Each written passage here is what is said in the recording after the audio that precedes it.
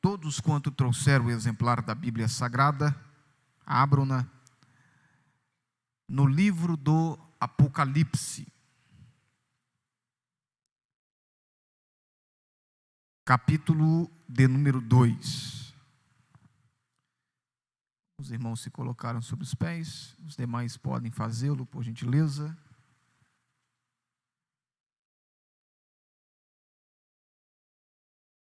O livro do Apocalipse, capítulo de número 2. Você que tem aí a Bíblia em formato de livro ou em formato digital, abra a palavra de Deus no livro do Apocalipse, capítulo 2, versículo 12.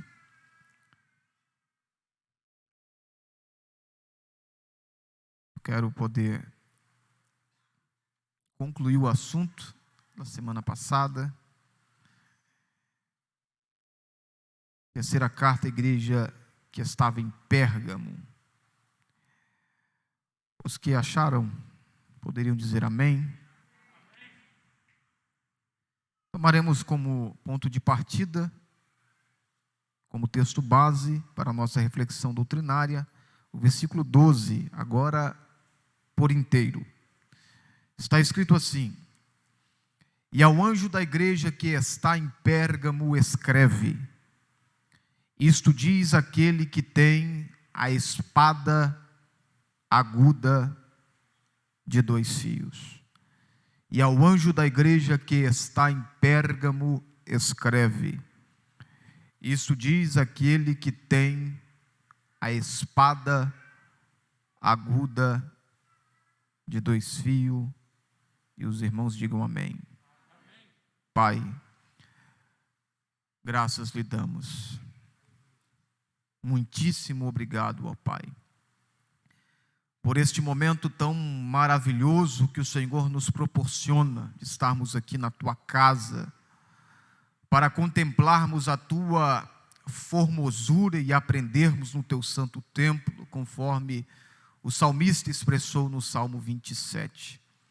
Ó bendito Pai, e é no nome de Jesus Cristo, Teu amado Filho, que lhe pedimos esta noite, que a inspiração do Teu Espírito venha estar sobre a nossa vida, e que a exposição da Tua palavra gere em nosso coração exortação, consolação e edificação, para que em tudo o Teu nome possa ser glorificado. É o que nós lhe pedimos, no nome de Jesus Cristo. Amém. Sentai-vos com a sua Bíblia aberta, por gentileza. Meus amados, dai-me a sua atenção pelos minutos que nos são propostos para meditarmos nesta porção escriturística, para a glória do nome do Senhor. Já há algumas semanas temos falado acerca das igrejas do Apocalipse. E temos dito que essas igrejas, elas recebem de Jesus Cristo, nosso Senhor, mensagens que foram endereçadas a elas, e estas respectivas mensagens, elas vêm no encontro destas igrejas, revelando a situação de cada uma delas, a realidade que cada uma delas estava vivendo, vivenciando, e como o Senhor Jesus vai tratar, lidar com cada uma destas igrejas. Já abordamos acerca da igreja que estava em Éfeso e da igreja que estava em Esmirna. Na semana passada, iniciamos falando sobre a igreja que estava em Pérgamo. E como o Senhor Jesus, o Senhor da igreja, Ele vai lidar com esta igreja em particular que estava estabelecida na cidade chamada Pérgamo. Hoje não faz-se necessário eu contextualizar os irmãos no que tange ao aspecto geográfico, bem como também no aspecto religioso, deixando o aspecto histórico de lado, pois já o fizemos na semana passada. A nossa proposta esta noite é concluirmos a reflexão doutrinária baseado dentro deste contexto escriturístico, baseado aqui nesta mensagem de Cristo, endereçada à igreja que estava em Pérgamo. Observamos semana passada que, apesar desta igreja estar em um ambiente hostil, desfavorável, o Evangelho chega a esta cidade, mas chega com força. Os pregadores, os missionários, os anônimos que estabeleceram uma igreja que estava em Pérgamo, mesmo o contexto sendo totalmente desfavorável, aqueles que ali chegaram debaixo da autoridade e do poder do Espírito Santo. E todo o contexto de fato era desfavorável, e ressaltamos na semana passada que o apóstolo João, inspirado pelo eterno Espírito do Senhor, ele vai iniciar esta mensagem de Cristo, especificamente a esta igreja, colocando no cabeçalho da mensagem que Cristo ele se apresenta a esta igreja como aquele de cuja boca sai uma aguda espada de 2 fios. E explicamos aos irmãos o que isto significa dentro daquilo que aqueles que residiam em Pérgamo entendiam. Havia uma guerra declarada, havia uma guerra estabelecida em Pérgamo, e quando eu digo guerra, eu não falo no aspecto bélico, literalmente falando. Eu falo no aspecto ideológico e espiritual. Então não poderia ser de outra maneira Jesus ser apresentado a esta igreja. Então ele vai ser apresentado a esta igreja como aquele de cuja boca sai uma aguda espada afiada de 2 fios. Porque estava estabelecido em Pérgamo adoração a pseudas divindades como Zeus, Dionísio, Atenas, Esculápio ou Asclépio, conforme ressaltamos semana passada. E estas pseudas divindades do panteão grego faziam com que muitas pessoas os venerassem, porque por trás destas pseudas divindades havia a ação maléfica, maligna, diabólica, demoníaca do mundo espiritual da maldade, orquestrado por Satanás e seus asseclas, seus adébitos. Então, Jesus ele está indo tratar com a igreja que estava em Pérgamo, porque havia uma guerra estabelecida. E eu disse aos amados irmãos que a pressão, após aproximadamente 35 anos de estabelecimento dessa igreja, com o passar do tempo,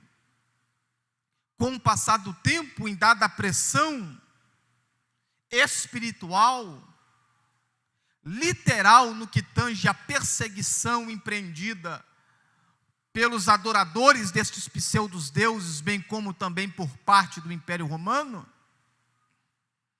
a igreja que estava em Pérgamo foi perdendo a sua essência, a sua característica como igreja consolidada e firme, doutrinariamente falando. Mesmo em dado momento, conforme foi ressaltado, alguns não cederem à pressão, como foi o caso de Antipas, chamado no texto sagrado do capítulo 2, versículo 13, de minha fiel testemunha, conforme as palavras do Senhor Jesus, o Senhor da igreja. E Antipas foi morto exatamente, o texto faz questão de dizer, onde Satanás habita. Aqui é forte demais, porque ele manteve a fidelidade dele aonde Satanás habitava. E ser fiel a Cristo, onde Satanás reina, não é brincadeira não.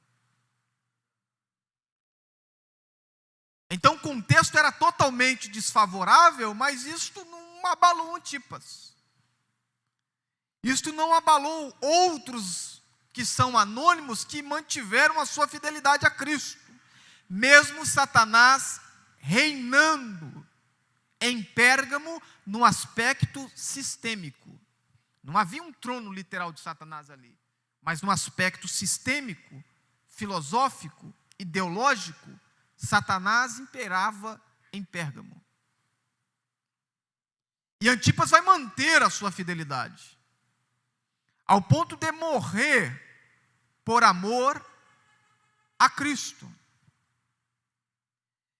E eu ressaltei aos amados irmãos,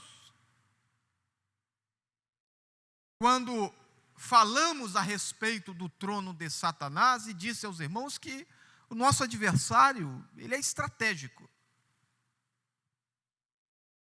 O nosso adversário é inteligentíssimo. Ele não arma ciladas agora para nos pegar agora. Ele arma suas ciladas agora para nos pegar depois. E isso é muito sério.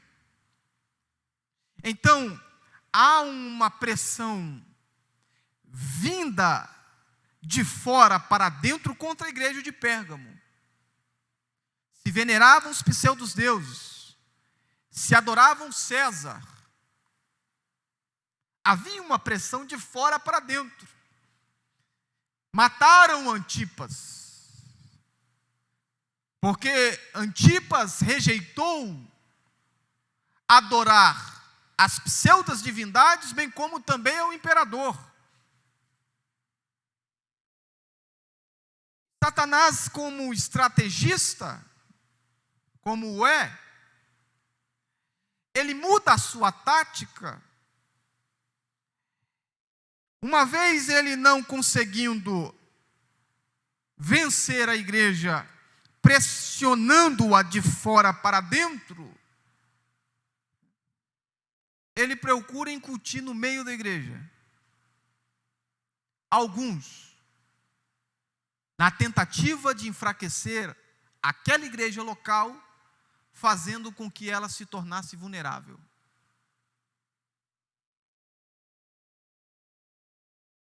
Aí, vai entrar a continuidade da nossa reflexão, porque, apesar de Jesus revelar que havia em Pérgamo Antipas, que foi a sua fiel testemunha e reteve o seu nome, e não negou a fé que uma vez foi dada aos santos, Satanás ele muda a estratégia da perseguição e usa a estratégia da sedução. Escute bem isso aqui. Ele deixa a estratégia da perseguição, literalmente falando, de incentivar, mover aqueles que adoravam os pseudos-deuses, bem como aqueles que estavam envolvidos com o Império Romano, em dada a sua fidelidade, para perseguir os crentes de Pérgamo. Agora Satanás ele vai usar a sedução.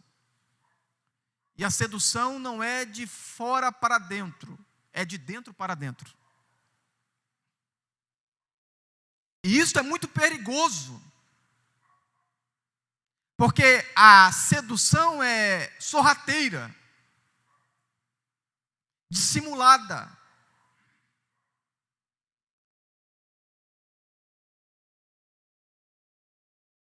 E o que vai acontecer? O versículo de número 14, paramos no versículo 13 do capítulo 2 do Apocalipse. O versículo de número 14 vai nos apresentar como Jesus ele vai se posicionar em dado a sedição daquele líder, bem como também da maioria daqueles que faziam parte dessa igreja, com a sedução orquestrada pelo nosso adversário. Aí o versículo 14, a primeira parte do texto vai dizer assim: mas algumas coisas tenho contra ti. Provavelmente na sua tradução está assim: mas umas poucas de coisas tenho contra ti. Mas uma tradução mais clara vai dizer: algumas coisas tenho contra ti. Observe que Jesus havia elogiado aquele que, segundo a tradição cristã, foi um dos pastores de Pérgamo, como minha fiel testemunha, Jesus disse. E agora ele vai dizer: aquele líder, aquele pastor, eu tenho algumas coisas contra ti. Porque o responsável, eu disse isso semana passada, de ler a mensagem neste tempo para aquela comunidade cristã, era o pastor da igreja. E ressaltei dizendo: seja a mensagem que fosse, ele deveria ler a epístola, a missiva, a mensagem diante de toda a congregação. O primeiro destinatário era ele, por conseguinte a igreja. E agora o Senhor da igreja vai olhar para aquele líder, para aquele pastor, e vai falar assim: eu tenho algumas coisas contra ti. Ele primeiro está falando isso para o pastor da igreja local, e depois, por conseguinte, a igreja.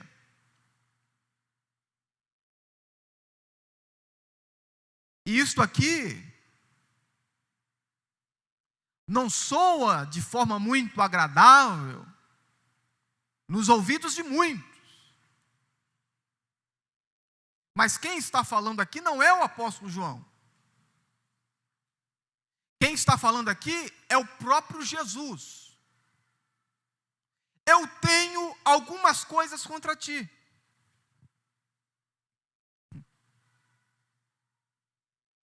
E Jesus, ele, no que tange a sua igreja, no que tange a sua obra, Jesus ele é bem enfático. Ele não fica em meio termo. Quando ele tende a elogiar, ele elogia, mas quando ele tende a cobrar, ele cobra. Quando Jesus, ele tende a falar, estou me agradando, ele diz, estou me agradando. Mas quando ele tem que falar, tenho contra ti, ele também fala, tenho contra ti. Porque ele é o Senhor da igreja. E ele sempre vai tratar a sua obra, a sua igreja, desta maneira.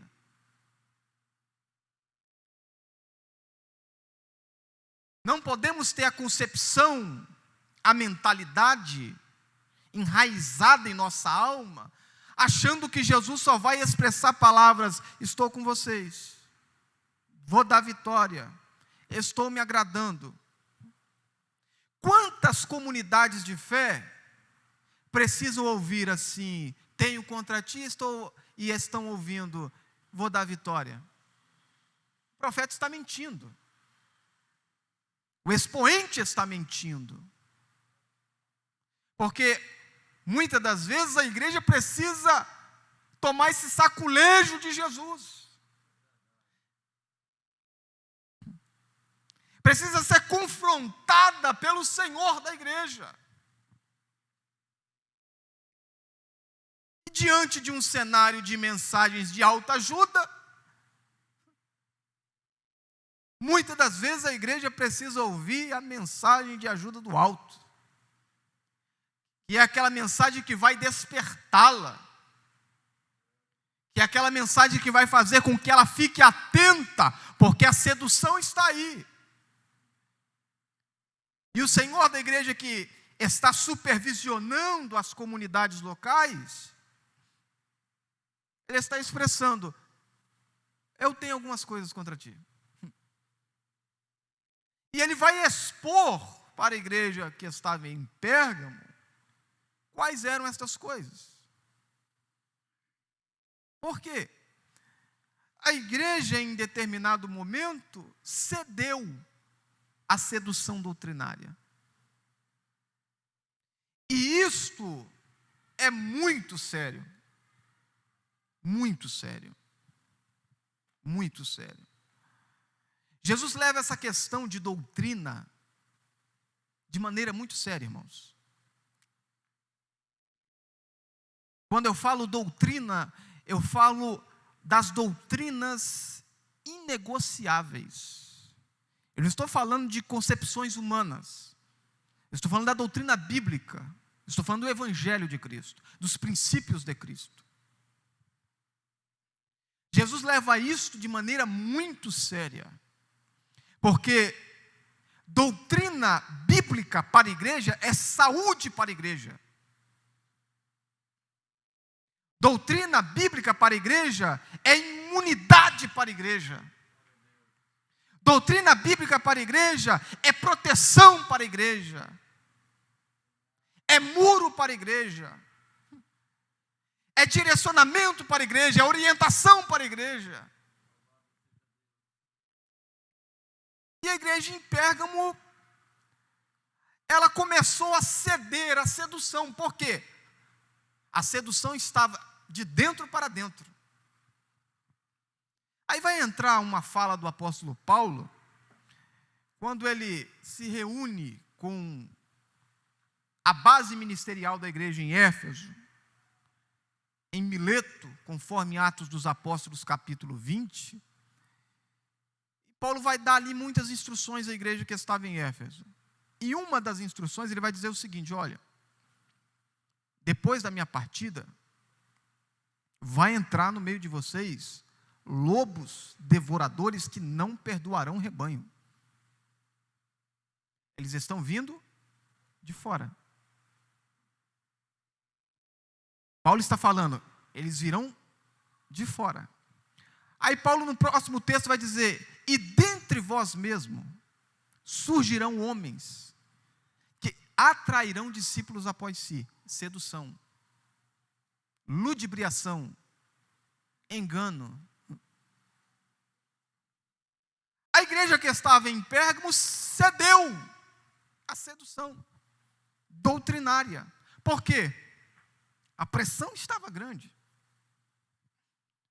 Ela tinha a palavra, ela tinha a doutrina de Cristo, e deixou a doutrina de Cristo em dada pressão da sociedade que a cercava. E alguns que se infiltraram na igreja começaram a disseminar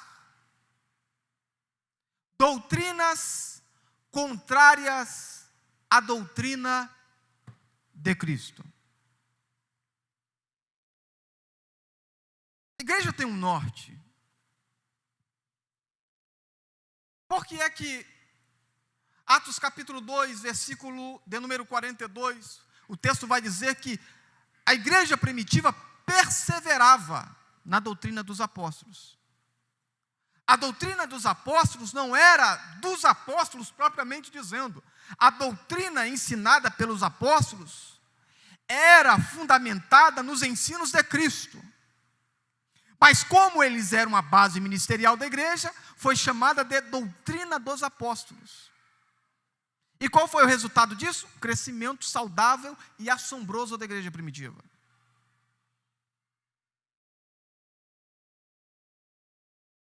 Satanás, ele percebeu que é muito mais vantagem nos ataques dele a sedução do que a perseguição.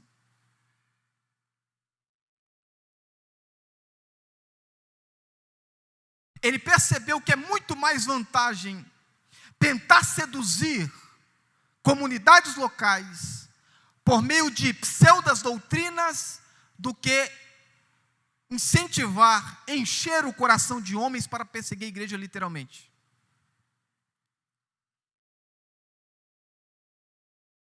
Porque a sedução, diferentemente da perseguição, a perseguição fará com que muitos corram e outros fiquem. Agora a sedução não. A sedução faz com que aqueles que são ludibriados pela sedução fiquem sem querer ir.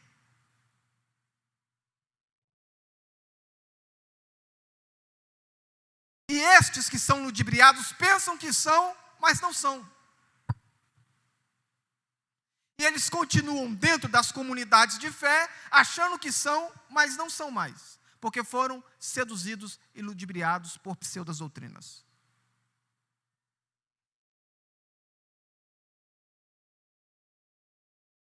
Observe que o apóstolo Paulo, ele vai dizer na sua primeira carta a Timóteo, capítulo 4, versículo 1. Estou falando de sedução. E estou falando que Jesus ele leva essa questão de doutrina muito a sério no que tange a sua igreja. Ele quer que a sua igreja esteja imunizada pela sua doutrina, protegida pela sua doutrina, cheia da sua doutrina. Observe o que está escrito no capítulo 4, versículo 1. Isso aqui, irmãos, seríssimo. Nós encontraremos essa expressão do princípio aí só nesse texto. Olha o que o texto está dizendo. Mas o Espírito expressamente diz. Nós vamos encontrar esta frase, o Espírito dizendo expressamente só aqui. Mas o Espírito expressamente diz que nos últimos tempos apostatarão alguns da fé. E o que é apostasia? Abandono consciente da fé. Apostatarão alguns da fé. Por que é que eles apostatarão da fé? Eles apostatarão da fé dando ouvidos a espíritos enganadores e a doutrinas de demônios.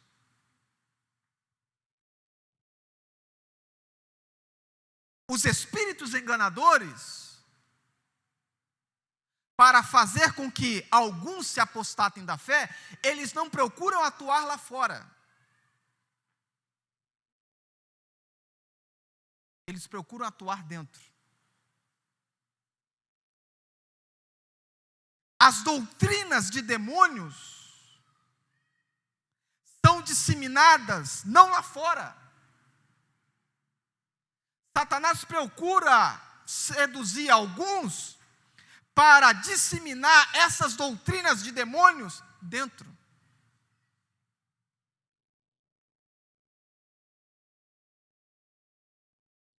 A sedução é muito mais danosa do que a perseguição. Porque muitos que são seduzidos continuam dentro. Aí o irmão de Jesus, Tiago, no capítulo 5, lá pelo seu versículo 19, ele vai dizer assim que alguns se desviaram da verdade.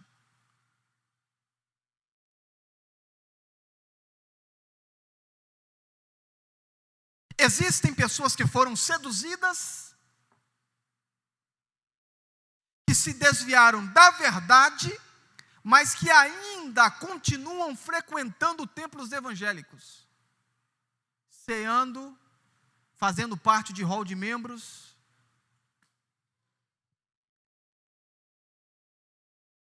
Foram seduzidos.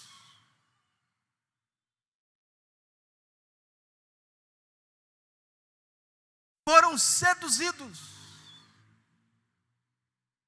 E isto estava acontecendo com a igreja que estava em Pérgamo.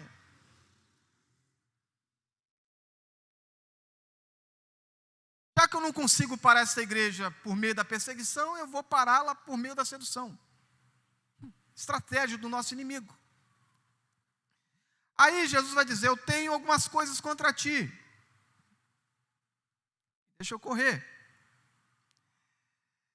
Aí Jesus vai dizer o seguinte, ainda no versículo 14, o que é que ele tinha contra aquele pastor e, por conseguinte, contra aquela comunidade, contra aquela igreja local. Aí ele vai dizer o seguinte: porque tens lá os que seguem a doutrina de Balaão, a qual ensinava Balaque a lançar tropeços diante dos filhos de Israel, para que comessem dos sacrifícios da idolatria e se prostituíssem. Por que é que Jesus está dizendo, tem algumas coisas contra ti? Porque tinha em Pérgamo alguns que estavam seguindo a doutrina de Balaão. Balaão foi aquele sujeito que ensinou Balaque a lançar tropeços diante dos filhos de Israel. Não conseguiu amaldiçoar Israel, então ele ensinou Balaque a lançar tropeços. No ano passado, tive a oportunidade de falar a respeito aqui, quando estávamos ainda naquele formato EAD, de culto de doutrina, sobre os 3 maus exemplos que não devemos seguir: o caminho de Caim, o engano do prêmio de Balaão e a rebelião de Corá. Eu falei a respeito de Balaão, como Balaão ele tentou de todas as formas amaldiçoar Israel, uma vez não conseguindo, ensinou Balaque a lançar tropeços, porque ele estava de olho na recompensa. Ele era avarento, ganancioso. Aqueles que seguem a doutrina de Balaão, foram seduzidos pela doutrina de Balaão, procuram profissionalizar o ministério. Aqueles que procuram seguir a doutrina de Balaão, usam os seus dons para benefício próprio, tentando lucrar em nome de Deus, tentando granjear fortunas em nome de Deus.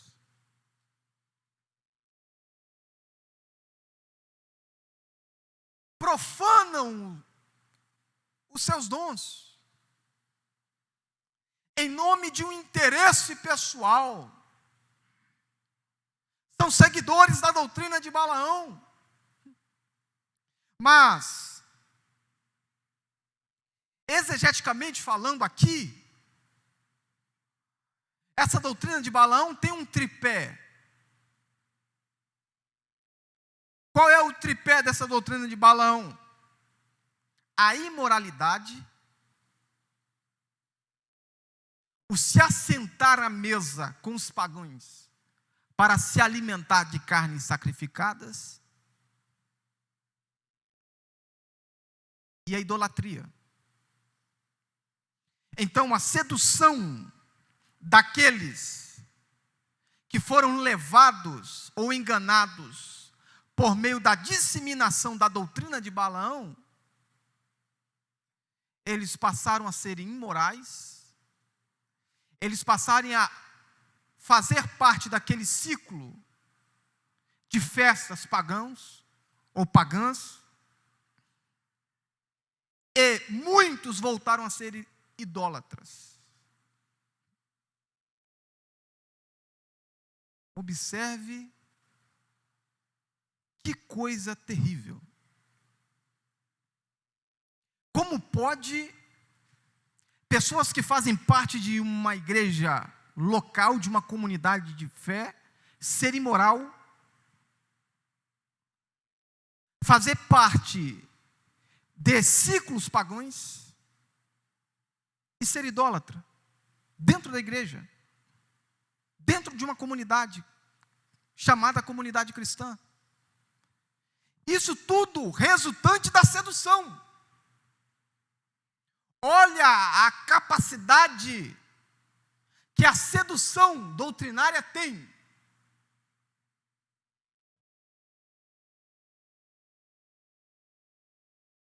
Quantas pessoas fazem parte de comunidades da fé e são imorais? Mas imorais mesmo.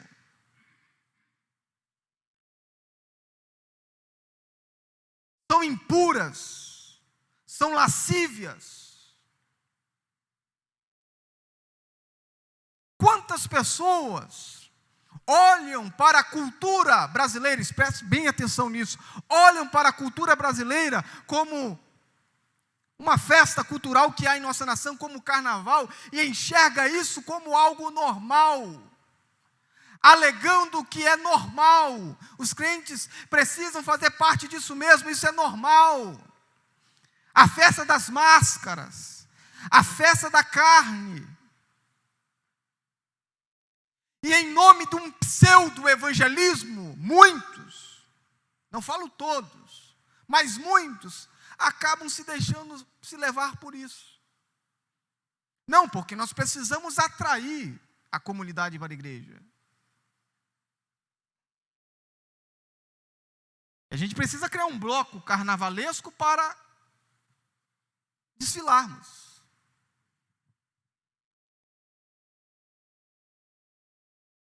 A igreja não atrai pessoas com invencionices. A igreja não atrai pessoas com mundanismo. A igreja atrai vidas com a mensagem do Evangelho. Pregador inglês Charles Haddon Spurgeon dizia: os homens precisam ser ganhos, mas ganhos com a verdade.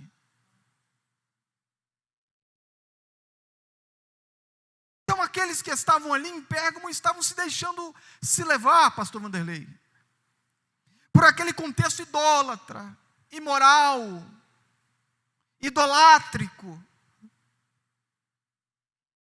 Tem muita gente em comunidades locais idólatras. Idólatras. Deixa eu ler só um texto aqui, me veio à mente. Um texto da carta de Paulo aos Colossenses, capítulo 3, versículo 5. Olha o que Paulo vai dizer aqui. Colossenses capítulo 3, versículo 5. Mortificai, pois, os vossos membros que estão sobre a terra, a prostituição, a impureza, o apetite desordenado a vil concupiscência e avareza, que é idolatria.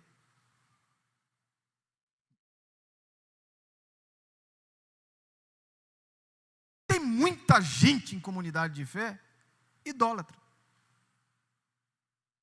porque são avarentos.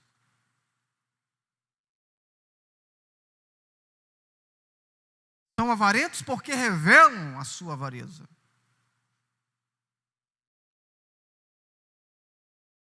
E essa idolatria não tem diferença nenhuma daqueles que se prostram diante de imagens, que veneram Buda, que veneram Hare Krishna, que veneram os pseudos deuses da cultura africana.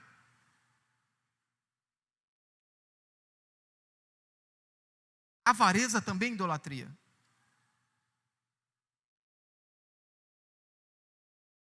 Então, a igreja que estava em Pérgamo começou a se deixar levar por essa sedução. Aí Jesus vai dizer: eu tenho contra ti. Ou eles achavam que eles seguiriam a doutrina de Balaão e Jesus viria falando: eu estou com vocês. Ó, estou apoiando o serviço de vocês. Eu estou nesse negócio.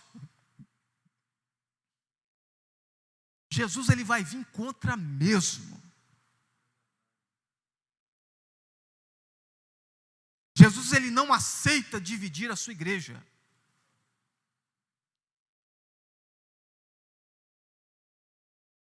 Então ele vai dizer: eu sou contra vocês porque tens lá aqueles que seguem a doutrina de Balaão. Não apenas a doutrina de Balaão, mas aqueles que também seguem a doutrina dos nicolaítas, que praticamente era a mesma doutrina de Balaão. Imoralidade, banquetear na mesa da iniquidade, e a idolatria, a mesma. Com uma diferença. Aqueles que seguiam a doutrina dos nicolaítas, eu disse isso lá na primeira exposição, quando falei acerca da igreja que estava em Pérgamo, eles acreditavam que existe uma graça sobre a graça. E que quanto mais eles pecassem, mais a graça de Deus se manifestaria. Isto é banalização da graça, é a chamada graça barata. Essa era a ideia que aqueles que foram ludibriados pelos nicolaítas, que era uma espécie de movimento gnóstico, se portavam. Então Jesus, ele vai se posicionar dizendo: eu tenho algumas coisas contra ti. Vocês estão se deixando levar pela doutrina de Balaão e pela doutrina dos nicolaítas, a sedução doutrinária. E a igreja, ela não pode se deixar levar pela sedução doutrinária. Há uma novidade. Há uma novidade aí. Infelizmente, muitas pessoas gostam de novidade.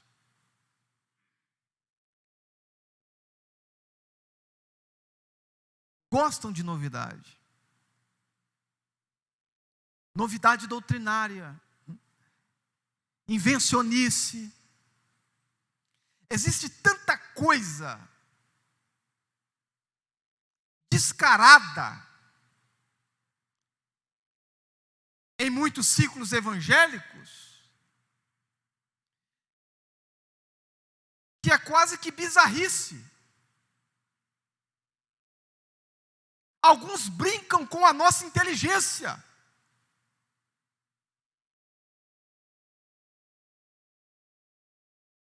E eles disseminam pseudas doutrinas na cara dura.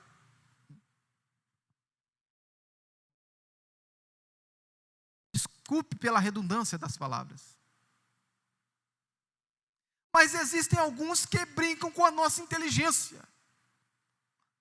Agora, uma igreja bíblica centrada no Evangelho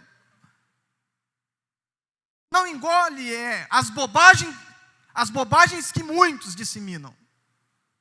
Porque a igreja está consolidada na palavra. A igreja tem a bússola. A igreja tem um manual de regra e conduta, que é a palavra de Deus. A igreja não pode se deixar levar pela invencionice de homens inescrupulosos, que pregam um evangelho barato, que pregam um evangelho diluído, sincrético, místico. A igreja tem a palavra. A igreja tem as escrituras. Por isso que um culto como este é importante. Nós nos reunimos aqui em peso. A escola bíblica dominical, boas mensagens no culto de domingo, mensagens bíblicas, cristocêntricas,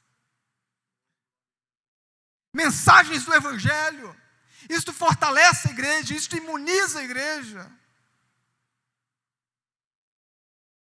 E eu gosto, e mais do que eu, o pastor dessa igreja gosta, mais ainda, quando alguém diz assim: pai, pregar lá no púlpito da Uberlândia, desafio.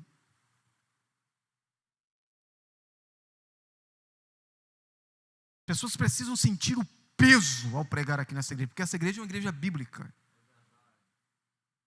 É um rebanho que gosta de pasto verdejante.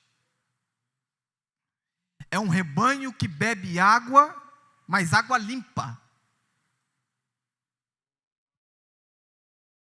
E enquanto Jesus nos der saúde física e espiritual, esta vai ser a mensagem. A gente não precisa inventar. A gente não precisa nos assemelhar ao mundo na tentativa de atrair o mundo para cá. A gente tem a mensagem do evangelho e isso basta.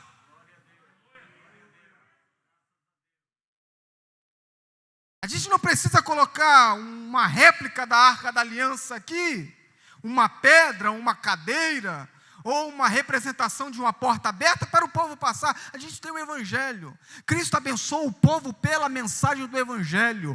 Cristo abençoa a igreja pela mensagem da sua palavra.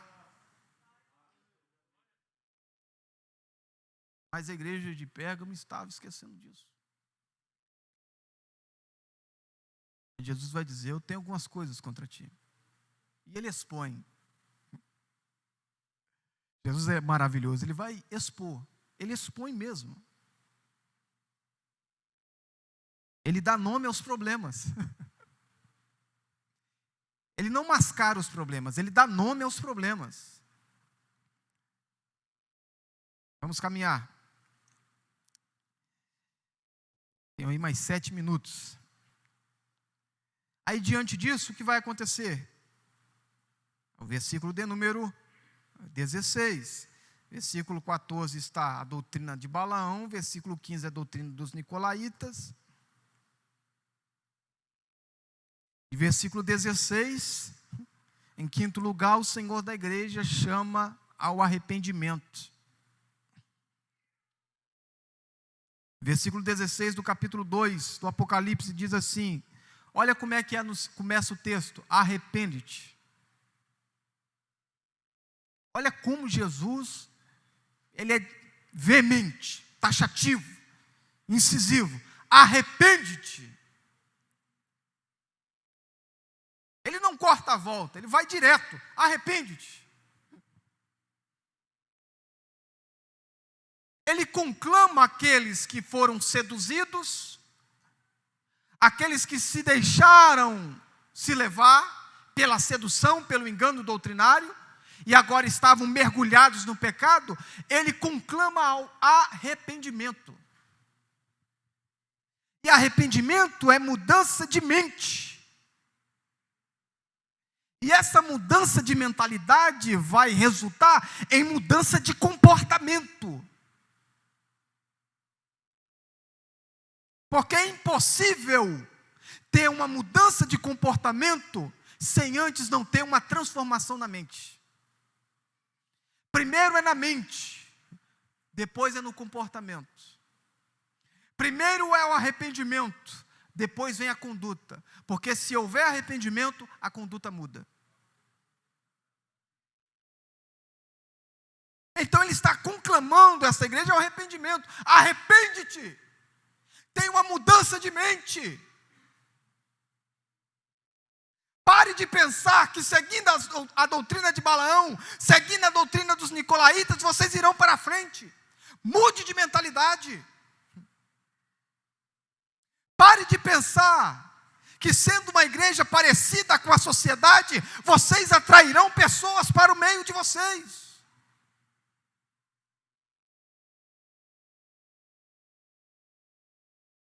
E ele é taxativo: arrepende-te.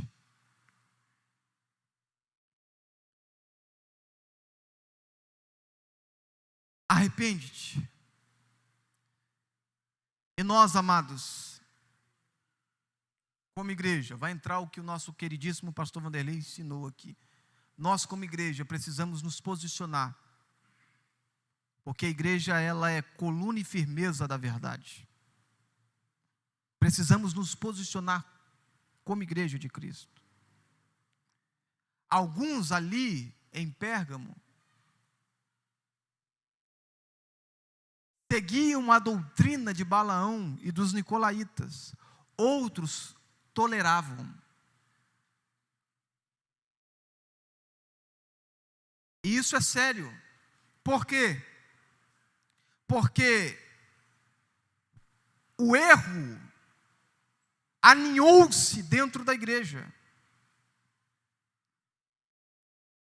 E sabe aonde eles mergulharam as suas diferenças doutrinárias? No chamado amor.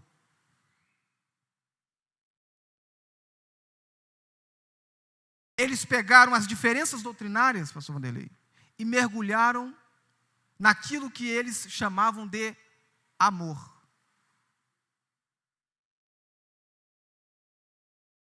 Em nome do amor, se toleravam a doutrina de Balaão. Em nome do amor, se toleravam a doutrina dos nicolaítas. Então as diferenças doutrinárias foram mergulhadas naquilo que eles chamavam de amor, mas na verdade era um pseudo-amor. Aí, aonde entra o posicionamento da igreja? A igreja, ela precisa julgar algumas causas. Existem situações que a igreja precisa se posicionar.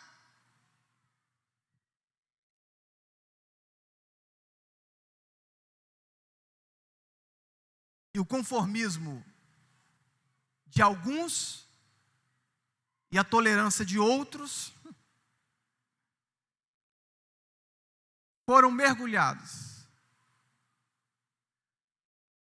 naquilo que eles chamavam de amor. Mas o Senhor da igreja está dizendo: arrepende-te. Arrepende-te. Por quê? Pois quando não em breve virei a ti, ou muito em breve virei a ti, esse breve virei a ti não é arrebatamento, não é a vinda de Cristo, é Cristo vindo tratar com a igreja. Eu vou trazer juízo.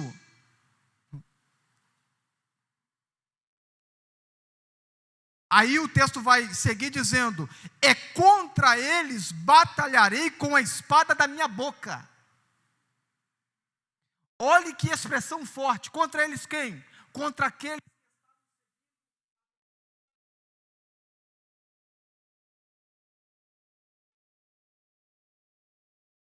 de Balaão e dos nicolaítas. Contra eles batalharei com a espada da minha boca. E quando Jesus ele vem para batalhar, irmãos, ele vem para decidir o negócio.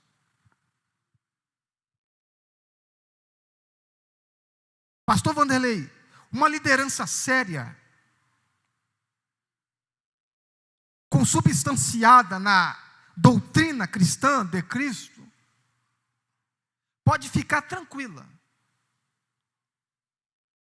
Porque quando quando a resistência para não aceitar a doutrina de Cristo, a doutrina que emana da palavra de Deus, o que Jesus faz? Ele vem e batalha contra essas pessoas com a espada da sua boca.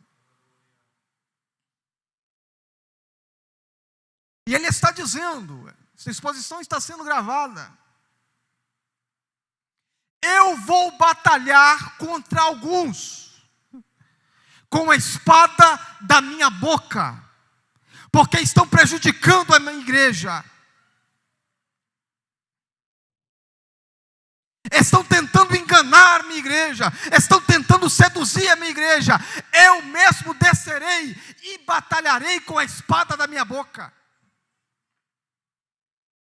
Ele está dizendo, porque na minha igreja ninguém toca, na minha igreja ninguém mexe, porque ela foi comprada por bom preço.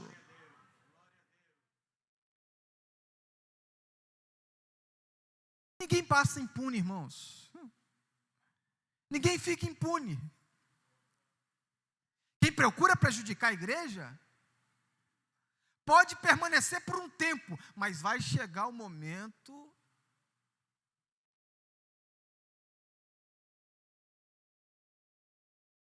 que a aguda espada de 2 fios vai pegar essa gente. Existem mortes que são inexplicáveis. Existem doenças que aparecem que são inexplicáveis. Ninguém brinca com a igreja.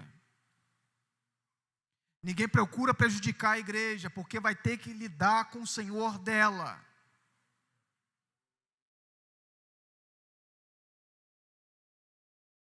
Deixa eu encerrar.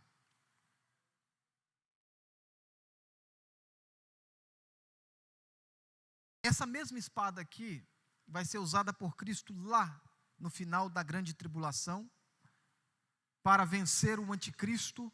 Não é espada literal, é o poder da sua palavra, para vencer o anticristo e todo o seu exército, capítulo 19, versículo 15 do Apocalipse. Da mesma forma que Jesus tratará o anticristo, Jesus trata os pseudos líderes e os disseminadores de falsas doutrinas do nosso tempo, da mesma forma. Da mesma forma. Deixa eu encerrar, versículo 17. Quem tem ouvidos, ouça o que o Espírito diz às igrejas. Ao que vencer, darei eu a comer do maná escondido, e dar-lhe-ei uma pedra branca, e na pedra um novo nome escrito, o qual ninguém conhece, senão aquele que o recebe.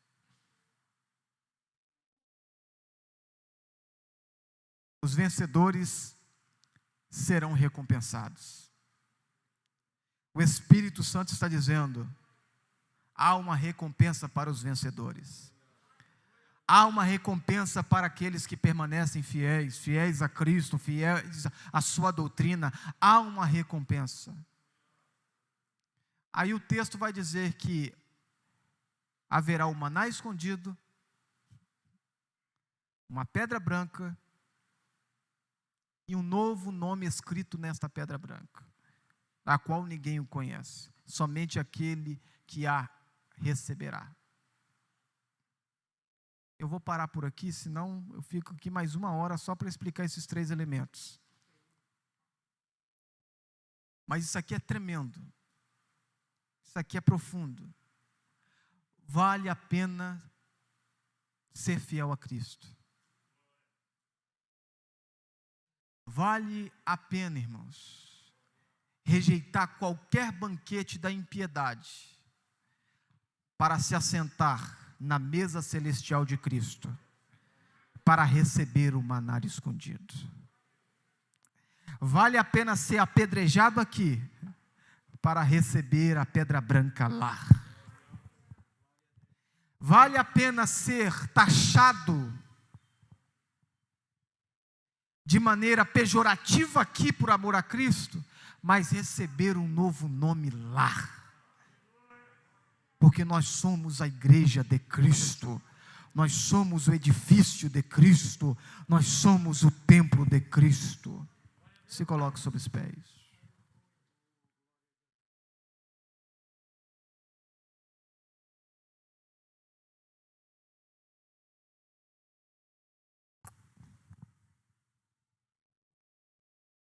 Que Jesus nos fortaleça. Que Jesus mantenha os nossos olhos abertos,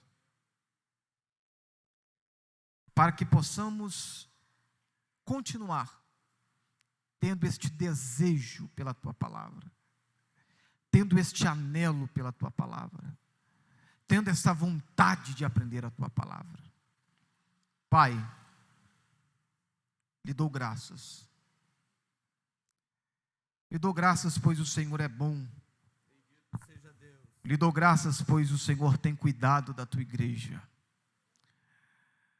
Lhe dou graças, ó Pai, pois o Senhor tem preservado esta igreja local, por meio da exposição das Tuas sagradas Escrituras, que aqui são ensinadas, e por meio da operosidade do Teu bendito e eterno Espírito.